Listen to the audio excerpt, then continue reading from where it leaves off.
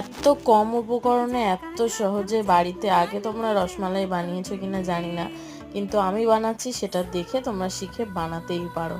প্রথমেই এখানে আমি ছানা নিয়ে নিয়েছি। ছানাটাকে ঠিক এইভাবে হাতের সাহায্যে ডলে ডলে একদম মসৃণ একটা মণ্ড বানিয়ে নিয়েছি। সেখান থেকে এবার আমি লেচি কেটে মালাইয়ের মতন আমি শেপটা দিয়ে দেবো, তোমরা যেমন ইচ্ছা দিতে পারো।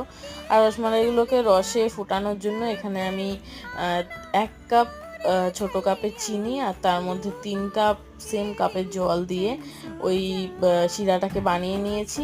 এবং এদিকে আমি নিয়ে নিচ্ছি আলাদা করে দুধ, আর দুধের মধ্যে দিয়ে দিলাম এখানে আমি 1 কাপ পরিমাণ চিনি, দিচ্ছি একটু ফুড কালার, আর দিচ্ছি একটু বাদাম কুচি। আমার কাছে পিস্তা ছিল না, তাই জন্য আমি দিতে পারিনি। তোমাদের কাছে থাকলে অবশ্যই দিও, জাফরানও অ্যাড করতে পারো।